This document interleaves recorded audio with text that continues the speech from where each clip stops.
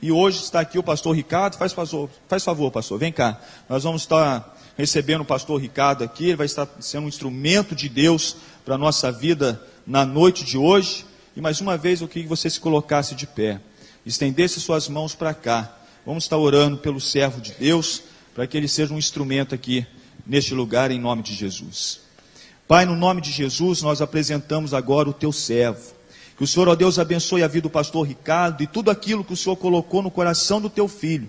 Que ele tenha tranquilidade e ele tenha a tua paz, ó Deus, para transmitir ao coração da tua igreja. É o que nós te pedimos e já te agradecemos em nome de Jesus. Amém, Senhor. Dá um aplauso a Deus.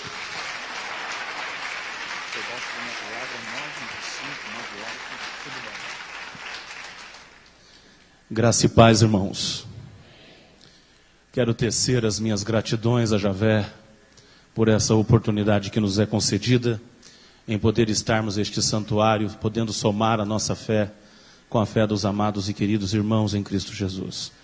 E Deus abençoe a vida do pastor Eliezer por ter permitido, acreditando em nós e poder ceder esta oportunidade. Confesso aos irmãos que nos dias a quais nós estamos vivendo, ceder as tribunas para pregadores dos últimos dias tem sido uma tarefa muito difícil.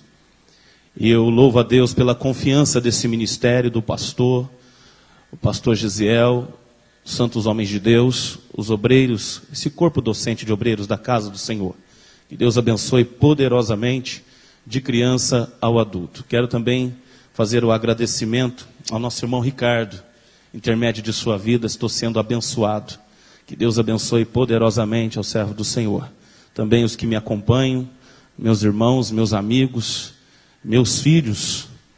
Veja como eles são lindos. Levante a mão para todo mundo te conhecer. O Juninho é o da ponta. Sinto honrado com a presença de todos. Também está aqui, nossos irmãos. Que Deus abençoe poderosamente, em nome de Jesus. Quem está feliz, diga amém.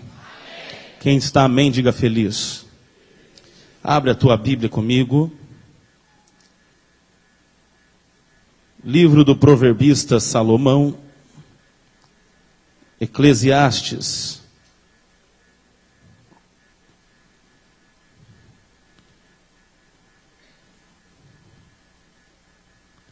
Livro de Eclesiastes, capítulo de número 7.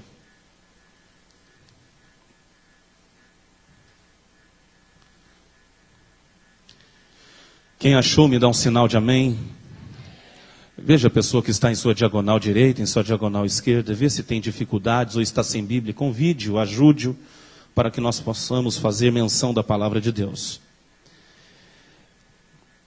E diz assim, Eclesiastes capítulo 7, versículo 1. Melhor é a boa fama do que um unguento precioso, e o dia da morte melhor do que o dia do nascimento. Melhor é ir à casa onde há luto do que à casa onde há banquete. Pois naquela se vê o fim de todos os homens, e os vivos que o tomem em consideração. Melhor é a mágoa do que o riso, porque com a tristeza do rosto se faz melhor o coração. O coração dos sábios está na casa do luto, mas o dos insensatos na casa da alegria. Até aqui. Acaderai-vos em nome do Senhor Jesus Cristo.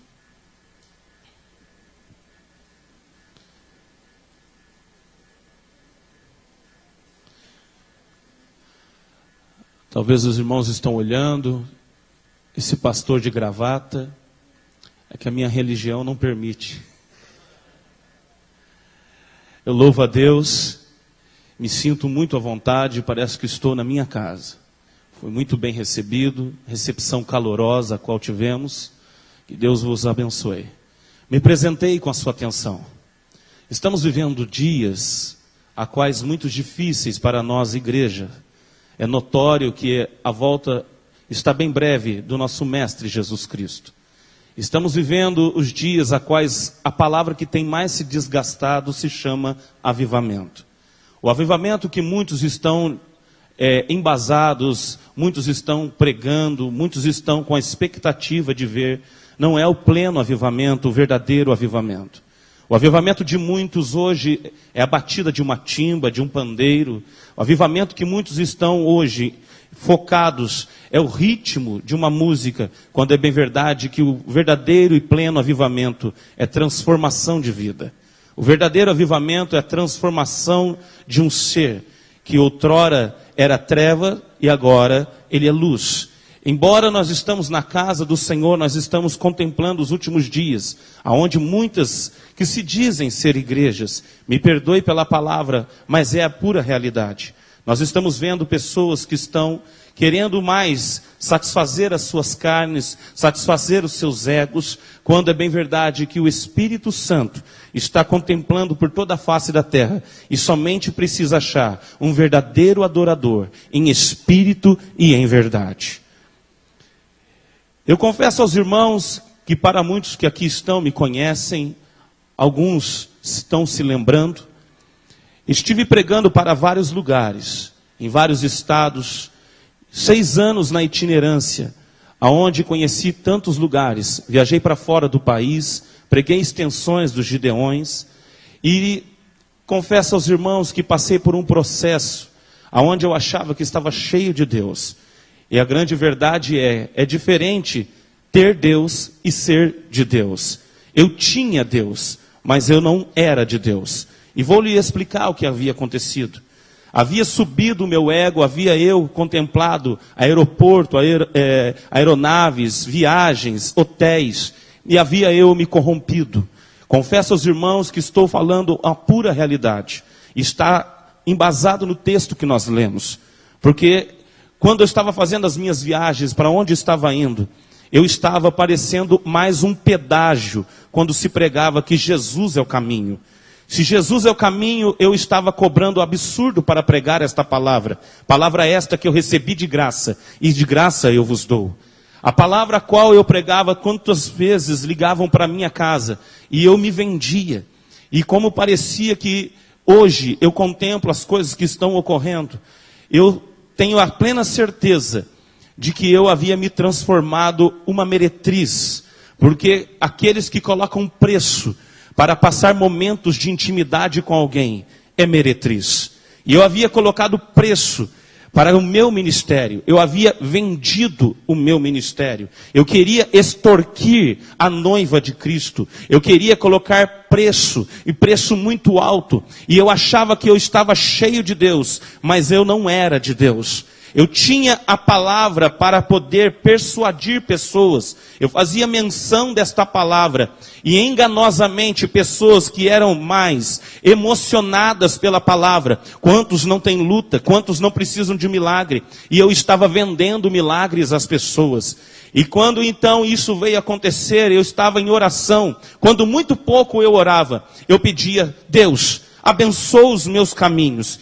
E Deus respondeu a minha oração, que parecia que Ele estava comigo, tete a tete, dentro do quarto. Porque eu já não estava mais aguentando. E quando eu estava esperando uma resposta de Deus, Deus então diz: eu não vou abençoar o seu caminho. E eu assustei com aquilo, porque eu estava orando. E eu achava que a minha oração era a oração que ia mover o céu. E eu pedia: Deus, abençoa o meu caminho. E Deus disse: eu não vou abençoar o seu caminho, porque o caminho é seu. Você tem que entrar no meu caminho, que já é abençoado. E eu queria então que Deus fizesse algo, e eu começando a lutar contra Deus. Eu comecei a lutar porque Deus estava querendo fazer algo em minha vida. E eu estava querendo fazer as minhas escolhas, as minhas vontades. E Deus então me colocou no estreito, irmão. Deus me colocou em posições que não teve como eu caminhar mais. Eu chorava muito. Quando o telefone de minha casa tocava para eu apregoar a palavra do Senhor, me causava trauma. Eu tinha medo de subir na tribuna. Eu tinha medo de assumir um púlpito, eu tinha medo de abrir a palavra do Senhor. Pense em alguém que não lia a palavra para uma mudança de caráter. Eu lia a palavra para extrair mensagem. A palavra do Senhor não é simplesmente para nós extrairmos mensagem. A palavra do Senhor é para mudança de um ser, mudança de caráter. E eu não poderia pregar a cruz do Calvário se eu não era crucificado. Ninguém pode pregar uma mensagem se ele não viveu essa mensagem. Eu não poderia pregar a cruz se eu não era crucificado. Eu não poderia pregar transformação se eu não era transformado. E agora eu vejo que Deus fala comigo e eu estou desfrutando de plena experiências com o Espírito Santo, sem poder sequer colocar valor algum nesta palavra. Deus falou audível ao meu coração. O milagre que Deus fez na minha vida, e agora eu vendendo esta palavra, irmão. Quem está aqui vos apregando esta noite é um ex-traficante, um ex-criminoso, ex-drogado. Roubei, tentei matar, tentaram me matar diversas vezes. Quantas pessoas foram na porta da minha casa para me matar, na porta de casa, na frente da minha mãe. E uma pessoa apregoou a palavra do Senhor. O pastor foi muito feliz no que disse aqui essa noite. Quando você ofertar, oferta com carinho, porque esta oferta está conduzindo pessoas a chegar a pessoas que como eu estava. A sua oferta, ela vai fazer pessoas ser conduzidas a pessoas que estão precisando ouvir. E Deus me transformou, me tirou do lamaçal, do charco de lodo, e me pôs na tribuna, do craque para o púlpito. E agora eu comecei a vender a palavra do Senhor. Deus então me trouxe por esses dias, que eu confesso a todos aqui presentes, não é porque eu estava pregando, que eu era de Deus. Agora eu sou um convertido. Agora eu estou desfrutando da plena comunhão do Senhor. Eu não era digno de subir numa tribuna. Eu havia apaixonado, amado a Mamon. Eu estava mais querendo dinheiro. Eu havia entrado em uma faculdade. Eu havia estudado a palavra. Eu conhecia a palavra de Deus, mas eu não conhecia o Deus da palavra. Hoje, eu não preciso mais ter interesse de conhecer a palavra de Deus. Hoje eu conheço o Deus da palavra. Na madrugada de joelho, eu começo a olhar para a Bíblia e ela fala comigo e ela me manuseia, ela que me guia, ela é minha luz. O texto a qual nós lemos, o proverbista Salomão, ele nos dá a entender que o que ele quer nos passar acerca de morte, parece que nós estamos vendo uma palavra para culto fúnebre, mas não é. Está dizendo acerca que sábio é quem está numa casa de luto. A casa de luto, irmão, é a casa do Senhor. Porque é verdadeiramente aqui que nós temos que morrer. Nós temos que morrer para o nosso eu, para a nossa vontade, para o nosso querer, até para os nossos sonhos, para nós podermos viver os sonhos de Deus, o projeto de Deus, o querer de Deus. A casa de luto é a casa do Senhor. Preste bem atenção no que eu vou lhes dizer. Nem todo culto que você sai alegre é o culto que Deus mais amou. Nem todo culto que você sai feliz é o culto que Deus mais atentou os seus olhos. Talvez o culto que você menos gosta é o culto que mais Deus te abençoou. Porque o culto que você sai triste consigo mesmo, o culto que você sai com um pesar no coração, o culto que você sai dizendo, eu preciso melhorar, eu não posso ficar assim, este é o culto que Deus está te abençoando.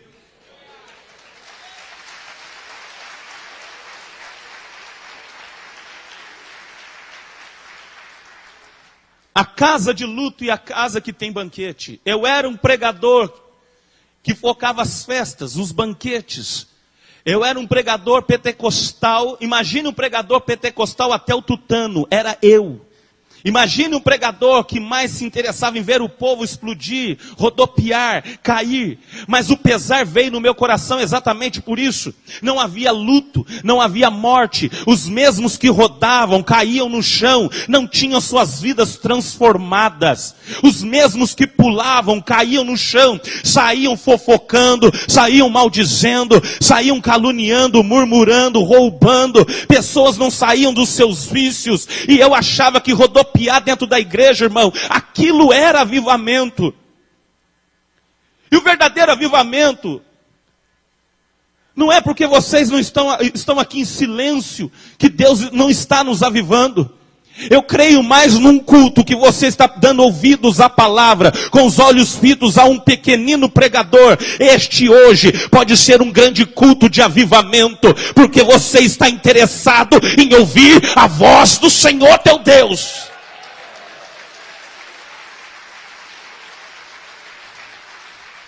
A expectativa da minha geração é um batuque de um pandeiro, de uma timba.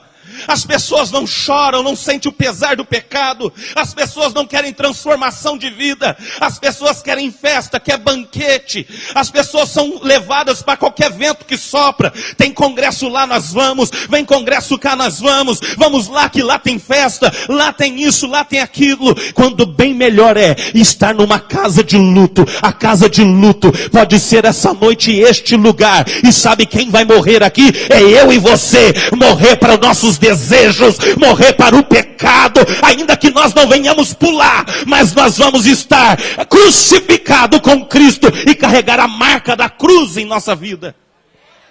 As pessoas não têm que ver Cristo pelo carro que eu ando, pela casa onde eu moro, pelo sapato que eu uso, pelo terno se eu uso. As pessoas têm que ver a marca de Cristo em ti, as cicatrizes. O que vai ser contado lá no céu, no reino, não é o nosso estudo, a posição eclesiástica, não é o anel de formatura. São as cicatrizes das perseguições que você sofreu aqui na terra. Eu fico pasmo com o evangelho que muitos estão pregando hoje. E eu olho lá atrás para o Marte de Coliseu, as catacumbas de Roma. Que mensagem que Jesus pregou para ele ir para a cruz. Será que se Jesus viesse hoje e pregasse as mensagens que estão pregando, Jesus seria crucificado? Será que se Jesus pregasse as mensagens que estão pregando hoje, Jesus sofreria, padecia na cruz do Calvário? Que mensagem os apóstolos apregoavam? Que eles foram decapitados, um jogado no tacho de óleo fervendo. Hoje eu prego, fazem filas de pessoas para me acariciar, para bater nas minhas costas. Ninguém me persegue, ninguém me mata. Que mensagem é esta? Se a Bíblia que eles pregavam, a mesma história, os mesmos fatos, está escrito aqui. Nós não estamos morrendo. Nós estamos vindo para banquetear e não para uma casa de luto. Foi o que aconteceu comigo. 6 anos eu estava numa casa de banquete. Mas o dia que eu compreendi o que o proverbista Salomão quis dizer acerca do luto, era eu quem tinha que morrer. Eu tinha que morrer para as minhas vontades. Eu tinha que morrer até pelos meus sonhos. Porque se os sonhos que você sonha não glorifica a Deus, é melhor você renunciá-lo. Porque os maiores sonhos Ele já tem para a tua vida. Ele já tem a história melhor para você viver. Não peça para Deus abençoar o seu caminho. É melhor você entrar no caminho dele, que já é abençoado. A Bíblia Sagrada diz a história de um homem forte, robusto, juiz de Israel, cujo nome é Sansão. Sansão, ele tinha força. Ele havia casado com uma hebreia. Ele se divorcia. E depois ele se relaciona com uma mulher chamada Dalila, uma filisteia. Mulher esta que era uma mulher que tomava conta de um cabaré. Ele se deita com ela, e mesmo tendo relações com ela, ele ainda tinha sua força. O que é que podemos explicar de pessoas que hoje pregam infinitamente bem, mas nós não conhecemos a sua conduta. E quando nós sabemos a conduta, o exemplo que nos passa, nós ficamos frustrados e perguntamos: como é que essa pessoa prega assim? Com a vida que está levando, Sansão estava desse jeito. A diferença de ter Deus e de ser de Deus é muito grande, irmão. Ter Deus eu posso ter agora, acabar o culto eu não tenho mais. É como vestir a camisa. Eu ponho a camisa e depois eu tiro, já não estou mais. Ter Deus você pode ter agora e depois do culto não ter mais. Agora, ser de Deus, você é de Deus na igreja, no trabalho, na escola, na rua. Os seus vizinhos vê Jesus na tua vida. Ter Deus é uma coisa, ser de Deus é outra. Sansão, todos conhecem a história, ao ponto de terminar pelo seu pecado cego, fraco e sem cabelo. Seria outra mensagem. Os resultados de um pecado: sem cabelo, cego e fraco. Ele é conduzido por um menino às colunas. E a Bíblia Sagrada diz em Juízes 16:30 que Sansão diz: melhor é que eu morra e os filisteus morram comigo. Parte B do versículo: as maiores obras que Sansão fez foi quando morreu, porque morreu consigo os filisteus. A morte de Sansão foi a maior obra de quando ele estava vivo. A maior obra que Sansão fez não foi matar o leão, não foi colocar fogo na seara dos filisteus, foi quando ele morreu. Porque quando ele morreu, morreu consigo os filisteus. Os filisteus é o pecado, os filisteus é a religião, sistema religioso. Os filisteus são a própria vontade, o orgulho, a vaidade. Sansão morre, e a Bíblia diz que a maior obra foi quando Sansão morreu. Bate no peito e diga: a maior obra na minha vida será quando eu morrer. Eu preciso morrer para as minhas vontades, para o meu eu, para o pecado, para o mundo e para a religião. Eu digo religião porque o pecado deforma, a religião informa, mas só Jesus transforma. A religião te dá informação, mas não te dá transformação. Não é porque eu estou com essa gravata que eu sou mais santo que vocês. Não é, hoje as pessoas carregam um jugo no ombro, achando que quanto mais roupa, a santidade. Se roupa fosse santidade, eu vou mandar fazer uma touquinha, um cachecol para a língua deles. Eu nunca posso avaliar a sua comunhão com Deus pela roupa que você usa.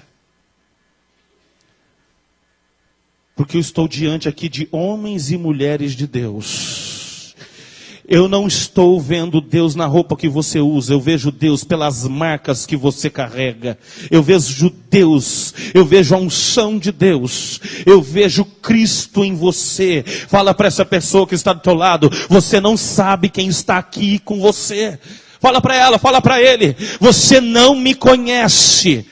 O que você está vendo é só a carcaça, é só a roupa, mas aqui dentro eu carrego o Espírito Santo do Senhor.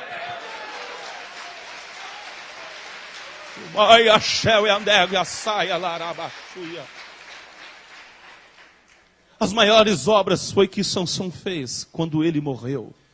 Salmo 119, versículo 83. Nós vamos ver que a Bíblia diz: já me assemelho com um odre na fumaça. O salmista quer dizer que ele se encontra nas condições de um odre na fumaça. O que é odre na fumaça? Eu fui estudar acerca disto. Odre é um recipiente para se colocar o vinho. O odre era feito de peles de animais. Animais quadrúpedes, como vaca, cavalo. Eles cortavam as suas pernas e a pele das pernas dos animais era feito o odre. A parte maior era o recipiente do vinho. Da descida para a canela se fazia o gargalo, e formava-se então o odre. Mas aquilo era pele de animal. Precisava cortar e colocá-lo pendurado na fumaça. Por quê? Para, primeiramente, a fumaça tirava o cheiro da carne. Segundo, espantava as moscas. Terceiro, dava flexibilidade ao couro. Primeira fase do odre na fumaça, tirava o cheiro da carne. A Bíblia Sagrada diz que os nossos pecados sobem como mau cheiro às narinas do Senhor. A carne tem que parar de exalar o mau cheiro. Segundo, a fumaça tirava as moscas. Mosca na Bíblia, principalmente Antigo Testamento, representava um Deus imundo, catalogado no Brasil como Emulu. As moscas era vista como um Deus imundo. Então era necessário que o odre ficava na fumaça para que aquele Deus imundo saísse, porque devido ao cheiro da carne as moscas pousavam. Terceiro, flexibilidade, porque tinha que deitar sobre o odre o vinho novo. A minha geração está preocupada com o vinho novo, mas não está nem aí com o odre. A minha geração não está preocupada em ir para a fumaça. A maior preocupação da minha geração é o que vai ser colocado, é o vinho novo. Quando Deus está querendo saber se para colocar um vinho novo, tem que ter um odre novo. E nessa noite eu quero orar a Deus para que você e eu sejamos como um odre na fumaça. Um odre. Para que saiam todos os espíritos imundos que querem nos incomodar. Para que o cheiro de carne venha sair e nós possamos exalar o bom cheiro suave do Senhor e Salvador Jesus Cristo. O proverbista pôde nos dizer acerca da casa de luto. Sabe o que eu quero dizer essa noite? É despertar esse homem, essa mulher de Deus que está em ti. É romper esse lacre. Porque às vezes nós estamos aqui para andar nos nossos caminhos, viver os nossos desejos. Eu perdi muito tempo em pregar Jesus, mas apresentar Jesus somente para a dor das pessoas. Quando se apresenta Jesus para a dor das pessoas, a dor passa. Quando se apresenta Jesus para enfermidades da pessoa, ela é curada, mas não é transformada. Eu pregava, irmão, um avivamento falso. Hoje eu prego para transformação de vida. E sabe qual é o meu maior desejo? É que todas as vezes que eu pregue, as pessoas não venham me admirar. Eu sou oriundo da cidade de Cruzeiro. Cartazes, holofotes, mídia. Fui para fora do país. Eu fiz admiradores. E Deus puxou a minha orelha. Porque eu não tenho que fazer admiradores, eu tenho que gerar filhos. Admiradores são aqueles que batem nas suas costas. São aqueles que seguem você. São aqueles que seguem você no Twitter, no Facebook. Filhos não. Gerar filhos é diferente. Quando Deus disse, Abrão, sai da tua casa, da tua parentela, vai para um lugar que eu hei de te mostrar. Ele pôde dizer o quê? Terás uma bênção. Amém? Não. Serás uma bênção. A preocupação da minha geração é ter bênção e não ser bênção. Você veio aqui, se veio para a casa de banquete, você vai ter bênção. Mas se você veio para a casa de luto, você vai ser uma bênção. Eu não estou preocupado com as bênçãos que virão sobre ti, porque os sinais seguirão os que crê. Buscai primeiro o reino de Deus, a sua justiça, as demais coisas serão acrescentadas. Agora nós temos que preocupar em ser bênção. Porque depois que Abraão se tornou uma bênção, as bênçãos recalcadas foram derramadas sobre a vida dele. E se tornou o homem mais rico da Mesopotâmia. Nós temos que ser bênção. Mas para isso é necessário sermos crucificados. Sermos mortos. Nós estamos vendo um evangelho diluído. Pessoas que saem da igreja se não tiver uma oportunidade. Pessoas que saem da igreja se não fizer parte do louvor. Pessoas que saem da igreja porque não foi com a cara de A, não foi com a cara de B. Casquinhas de ovo. Eu estou querendo pregar para despertar em você. Oxalá que chegue até nós um espírito como os mártires. Eu morro por amor de Jesus Cristo de Nazaré. Ainda que eu pregue a verdade, corte a minha cabeça e desfile ela com uma bandeja de prata. Ainda que me chame, és tu, perturbador de Israel. Ainda que venham fechar todas as portas para mim. Todavia, eu exaltarei o Deus da minha salvação.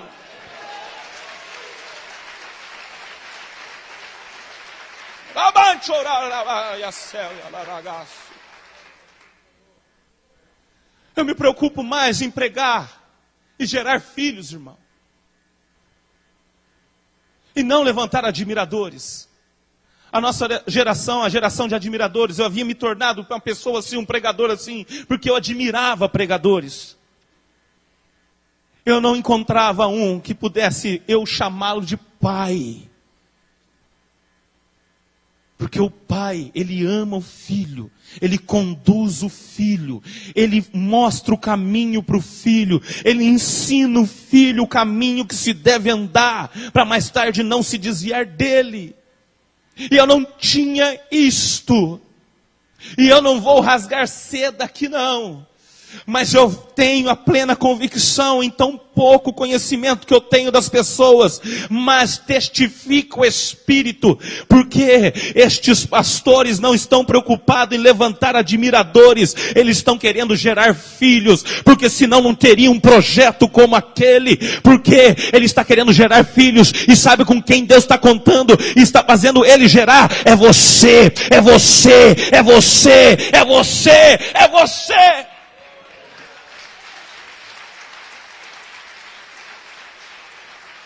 Bata no peito e diga, eu não sou um admirador. Eu sou um filho sendo gerado para pregar para essa geração. Gostei do aleluia. Nós estamos vendo os últimos dias da igreja na face da terra. Confesso aos irmãos, é difícil pregar em uma igreja com pessoas que nem vocês. Até agora eu não vi ninguém cochilando aqui. Até agora eu não vi ninguém conversando aqui. As pessoas estão tão dispersas para a palavra de Deus, que você vai pregar em alguns lugares, irmãos. Se você não pregar uma mensagem que massageie o ego, você não é um bom pregador. E eu confesso, eu vim com uma mensagem dura, e você ainda está me aturando, me aguentando aqui, aplaudindo a Jesus e glorificando a Jesus. Isso é sinal do quê? Deus está despertando uma geração profética, uma geração que vai fazer a diferença, os amantes da palavra viva e eficaz.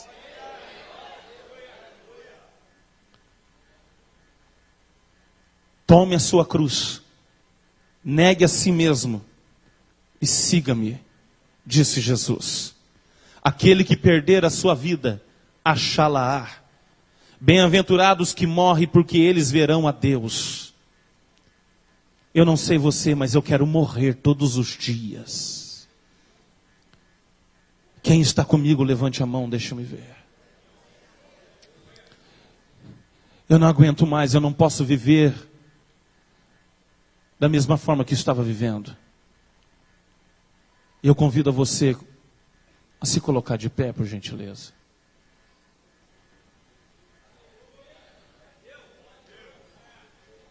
Os sábios, quem tem sabedoria, vai à casa de luto. Os insensatos vão aonde há banquete. Você está numa casa de luto. Você foi sábio em escolher estar no melhor lugar que você poderia estar essa noite. Você está no lugar de morte. Você está num lugar que é para ser crucificado e carregar as marcas de Cristo. Eu estou querendo despertar em você, porque talvez você não aguenta mais vir à igreja. As adversidades estão te assolando. Os problemas, as dificuldades. A família desestruturada. Não desista. Persevere, continue. Tu, porém, segue o teu caminho até o fim. Nós somos chamados para morrer. Não é qualquer pedrada que pode fazer você parar, querido. Não é essas palavras negativas que lançaram contra ti que você não vai conseguir, o seu filho não vai se converter, o seu marido não vai vir para a igreja. E por causa disso você está querendo parar com tudo. Talvez você está querendo viver os seus caminhos. Siga os caminhos de Cristo.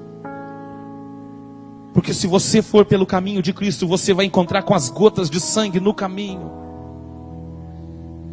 Nós fomos chamados para sofrer, irmão.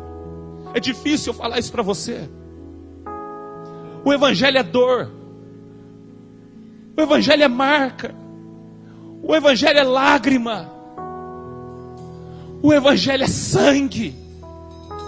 O dia que nós pararmos de sangrar, nós vamos deixar de ser bênção. Por que que o justo sofre, irmão? Por que que o crente sofre? Nós somos chamados exatamente para isso. Tertuliano um dia disse: o sangue de um crente é como semente. Porque quando o sangue de um crente cai na terra, um é morto, mas nasce 30. Nos mártires de Coliseu, as pessoas queriam entender por que que os cristãos, quando morrem, eles morrem com semblante alegre. Todos que eram mortos, o seu semblante era de pasmos, assustados, feição feia. Os cristãos eram decapitados, mas o semblante era como se estivessem dormindo. Estavam alegres. Eles eram preparados para o sofrimento. Eles eram preparados para a dor. Antes de morrer fisicamente, eles já haviam morrido para suas vontades. Não vivo mais eu, mas Cristo vive em mim.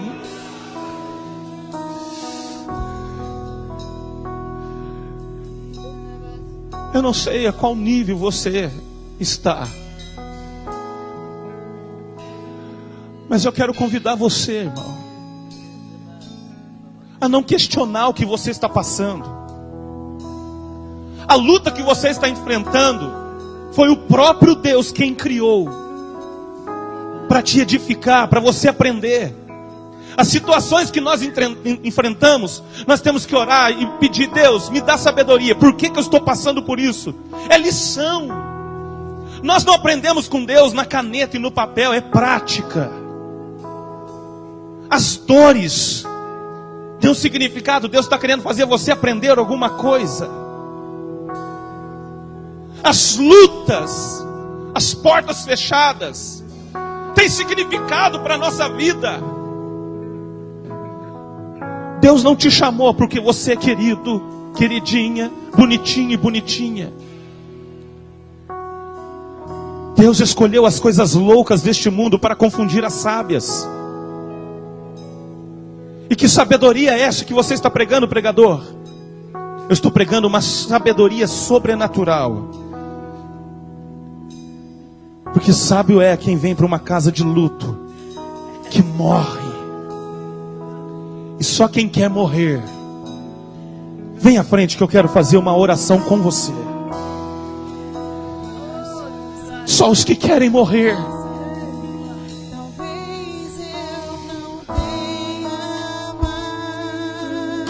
Você não vai ouvir mais qualquer palavra e ser enganado por ela.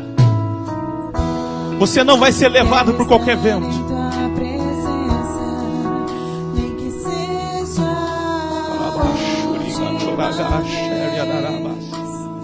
Não questione, somente adore. Se tiver que gritar, eu gritarei. Se tiver que chorar, eu chorarei. Estou semelhante como um odre na fumaça. Se tiver que humilhar o meu espírito, assim eu quero morrer. Eu quero morrer. Me dá eu quero mais morrer. uma chance. Eu quero morrer. Eu preciso morrer. Eu preciso morrer, nascer em Cristo. Eu quero matar. Eu preciso de Jesus. Minha carne, fazendo a vontade. Uma unção que paira sobre nós aqui. Uma unção que paira sobre nós aqui. Seja tua vida, Jesus. Eu vou orar para você morrer. Eu vou orar para você morrer.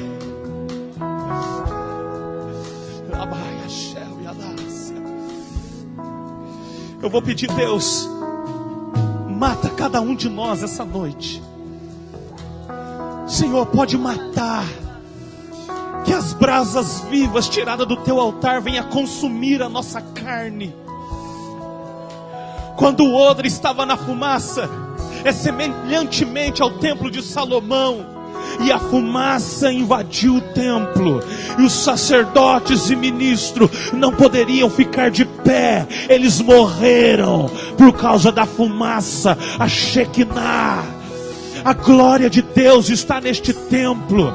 E nós vamos morrer, mas nós vamos ressuscitar em Cristo. Não é qualquer pancada, qualquer palavra que vai te derrubar, porque você está morto. É melhor ser um morto vivo do que um vivo morto, irmão.